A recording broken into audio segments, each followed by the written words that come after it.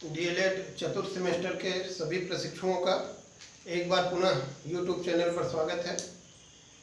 हम आशा करते हैं कि आप लोग घर पर होंगे, सुरक्षित होंगे। और जैसा कि पिछले टॉपिक में हम लोग पढ़े थे कि उत्तर प्रदेश में सिंचाई के साधन में हम लोग जैसे कौन कौन से प्रमुख साधन हैं उत्तर प्रदेश में, उसके बारे में जानकारी प्राप्त किए थे। और सिलेबस के अकॉर्डिंग आज हम लोग जो अगला टॉपिक सिलेबस में है उत्तर प्रदेश की सांस्कृतिक विरासत, इसके बारे में अध्ययन करते हैं। तो सांस्कृतिक विरासत में जैसे हम लोग जो है पुरातात्विक विरासत, पहला पुरातात्विक विरासत,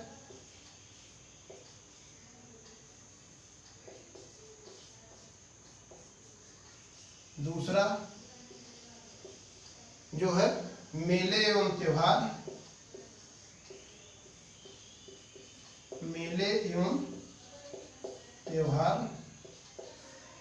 और तीसरा जो है देखेंगे प्रमुख तीर्थ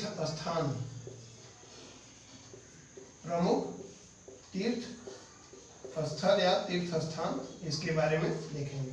सांस्कृतिक विरासत में पहला पुरातात्विक विरासत, वो भी महत्वपूर्ण पुरातात्विक विरासत, क्योंकि उत्तर प्रदेश में बहुत से पुरातात्विक स्थल हैं। उनके बारे में एक सिलेबस के अनुसार या कह लीजिए आपके जो कोर्स है डीएलएड का, उसके अनुसार सबका अध्ययन करना बहुत आवश्यक भी नहीं है। तो शार्ट में हम लोग देखेंगे पुरातात्विक विरासत यहाँ पे क्या है, मेले और प्रमुख मेले और त्यौहार क्या है, प्रमुख तीर्थ स्थान क्या है। तो पहला हम लोग देखते हैं पुरातात्विक विरासत, और इसमें पहला स्थान जैसे कि आप लोग पढ़े भी होंगे, हड़प्पा काल का जो है एक स्थान है आलमगीरपुर। कौन सा स्थान है? आलमगीरपुर। इसके बारे में आप लोग हड़प्पा काल में पढ़े होंगे, हड़प्पा सभ्यता जब पढ़े होंगे। तो पहला तो यही है हड़प्पा कालीन स्थल है, हड़प्पा कालीन स्थल। दूसरा हिंडन नदी के किनारे है, हिंडन नदी के किनारे, और किस जनपद में है? मेरठ जनपद में है। जनपद जो है कौन सा है? मेरठ है। और आप देखेंगे यहाँ से जो है हड़प्पा कालीन अनेक जो है मृदभांड मिले हैं, आभूषण मिले हैं। तो पहला स्थल आलमगीरपुर, हड़प्पा कालीन स्थल, हिंडन नदी के तट पर, मेरठ जनपद में है, और यहाँ से अनेकों हड़प्पा कालीन वस्तुएं मिली हुई हैं। दूसरा स्थल हम लोग देखते हैं पुरातात्विक विरासत में। दूसरा स्थल अगर देखें तो सारनाथ है। कौन सा? सारनाथ। इनके बारे इसको पढ़े होंगे आप लोग। सारनाथ, इसको जैसा कि अन्य नाम से भी इसको जानते हैं। अन्य नाम अगर देखना हो तो एक नाम इसका मिलता है ऋषिपत्तन। क्या है? ऋषिपत्तन। ऋषिपत्तन है नाम इसका। दूसरा एक है मृगदाव, और कहीं कहीं इसका नाम जो है डियर वन मिलता है। ठीक है, कई नामों से जाना गया है, ऋषिपत्तन, मृगदाव, डियर वन। और ये सबसे महत्वपूर्ण चीज यहाँ पे है कि सारनाथ जो है बुद्ध ने पहला अपना उपदेश यहीं पे दिया था, जिसे इतिहास में क्या कहा गया? धर्म चक्र प्रवर्तन कहा गया। तो बुद्ध का पहला उपदेश कहाँ पर था? बुद्ध का प्रथम उपदेश था यहाँ पे, और इस उपदेश को जो है क्या कहा गया? धर्म चक्र प्रवर्तन। और बहुत महत्वपूर्ण क्वेश्चन है, इसको आप जरूर नोट करें ये सब। दूसरा स्थान ऋषिपत्तन, मृगदाव या डियर वन के नाम से सारनाथ जाना जाता है। बुद्ध ने पहला उपदेश यहाँ पर दिया था, जिसको इतिहास में धर्मचक्र प्रवर्तन कहा गया। और आप देखेंगे सारनाथ में अशोक का भी जो है एक स्तंभ मिलता है, जिसपे सिंह का चित्र है, जिसको अपने मतलब राज चिन्ह पे उसको लिया गया है। इस पे सत्यमेव जयते भी वर्णित है। अब तीसरा स्थान एक हम लोग देखते हैं कुशीनगर।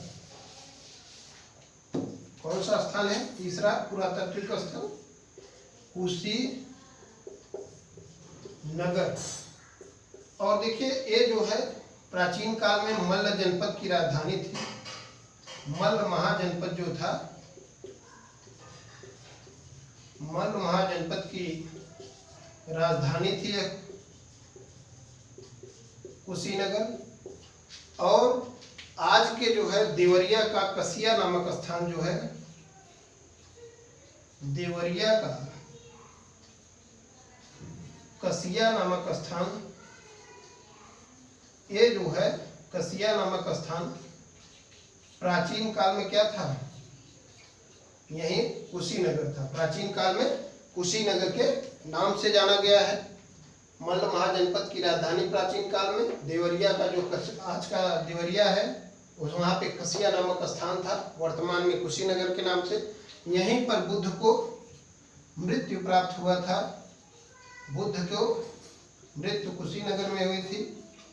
बुद्ध की मृत्यु हुई, जिसे इतिहास में आप देखेंगे महापरिनिर्वाण के नाम से जाना गया। महापरिनिर्वाण के नाम से जाना गया है। महत्वपूर्ण क्वेश्चन है, objective type question one day exam में बहुत बार पूछा गया है। महापरिनिर्वाण क्या था? तो बुद्ध का मृत्यु था। और कहाँ पे हुआ था? कुशीनगर में हुआ था। अब इसके बाद हम लोग देखते हैं एक महत्वपूर्ण स्थल है, पुरातात्विक स्थल है। इसके बाद फतेहपुर सीकरी, चौथा स्थान फतेहपुर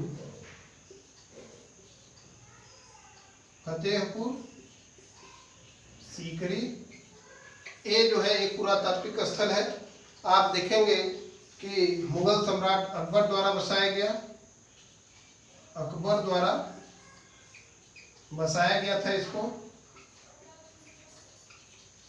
अकबर द्वारा इसको बसाया गया था। और यहाँ के जो भवन है, भवन जो है प्रायः लाल पत्थर के हैं। किसके हैं? लाल पत्थर से बने हुए हैं। और यहाँ पे कई इमारतें हैं। फतेहपुर सीकरी में जो है कई इमारतें हैं, जिसमें मुख्य जो है इमारतों में अगर देखें तो शेख सलीम चिश्ती का मकबरा है। शेख सलीम चिश्ती का मकबरा है यहीं पे। और दूसरा अगर देखें, यहाँ पे जामा मस्जिद भी है। जामा मस्जिद। और उसके बाद बुलंद दरवाजा यहाँ पे था, बुलंद दरवाजा। इसके साथ साथ यहाँ पे जोधाबाई महल है। क्या है? जोधाबाई महल है। और इसी के साथ यहाँ पर जो है बीरबल महल भी प्रसिद्ध है। बीरबल महल। ये महत्वपूर्ण इमारतें हैं फतेहपुर सीकरी की। अकबर द्वारा बसाया गया है। प्राय लाल पत्थर की इमारतें हैं सभी। अब इसके बाद हम लोग देखते हैं आगरा।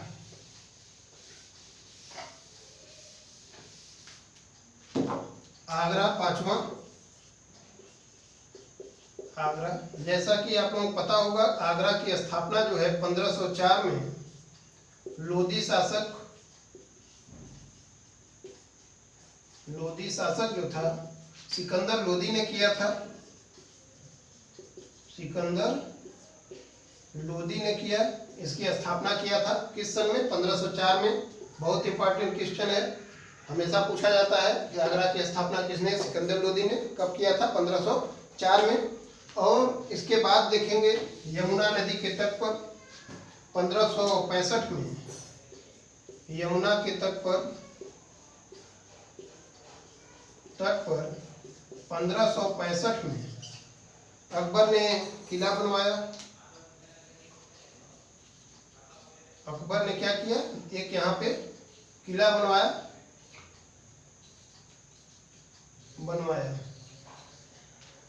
और इसके साथ साथ 1565 से 1638 तक मुगल साम्राज्य की राजधानी यह रहा। 1565 से 1638 तक मुगल साम्राज्य की क्या रही, राजधानी रहा है आगरा।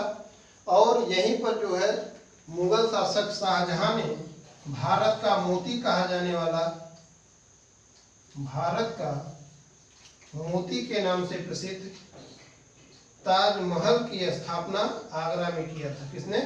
शाहजहां ने ताजमहल की स्थापना किया।